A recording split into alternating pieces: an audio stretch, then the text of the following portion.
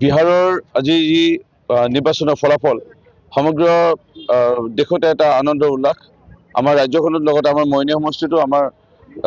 ভাৰতীয় জনতা party NDA কাৰ্যকৰ্তাসকল আমি যথেষ্ট উৎফুল্লিত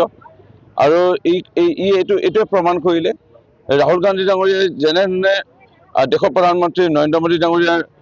মাকক অপমান কৰিলে বা যেনেধৰণে অপমানসূচক মন্তব্য আগবঢ়ালে ইয়াৰে ফল কংগ্ৰেছে দেখা পালে অৰ্থাৎ কংগ্ৰেছৰ আজি নেতৃবৰ্গ বা কংগ্ৰেছৰ লগত থকা মহাগঠবন্ধনত যিসকল আছিলে তেওঁলোকে আজি যি মিছা বা আভুৱা ভৰা কথাৰে যেনেধৰণে আজি দেশৰ প্ৰধানমন্ত্ৰী নৰেন্দ্ৰ মোদী ডাঙৰীয়া আৰু বিজেপি দলটোক বা NDA মিত্ৰজোঁটৰ চৰকাৰখনক সমালোচনা কৰি পেলাই তেওঁলোকে কাম কৰিবলৈ বিচাৰিছিলে আৰু সুফল পাম বুলি ভাবিছিলে ইয়াত তেওঁলোকে বিফল হৈছে এইটোৱে কাৰণ এতিয়া বিশেষভাৱে সামাজিক মাধ্যমৰ যোগেদি মানুহ খুব সক্ৰিয় আৰু যুৱ প্ৰজন্মৰ ভোটাৰ আৰু তেওঁলোক সচেতন ৰাজনৈতিকভাৱে আৰু এতিয়া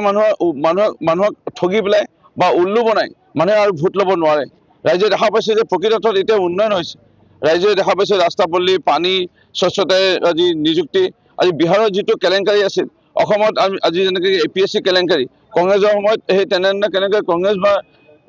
কংগ্ৰেছৰ লগত থকা ৰাজনৈতিক দলৰ RJD যদি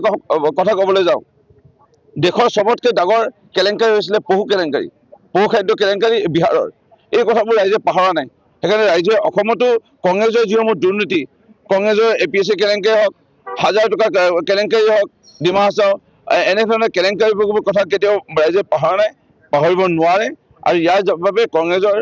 ৰাহুল গান্ধী আৰু কংগ্ৰেছৰ যিসমূহ নেতৃবৰ্গ তেওঁলোক যে বিফল হৈছে আৰু অসমৰ নেতৃবৰ্গ যে এতিয়া বৰ্তমান কামেই নাই সেইটো প্ৰমাণ কৰিলে বিহাৰৰ এই নিৰ্বাচনৰ ফলাফলে আমি যথেষ্ট উৎফুল্লিত ভাৰত মাতা কি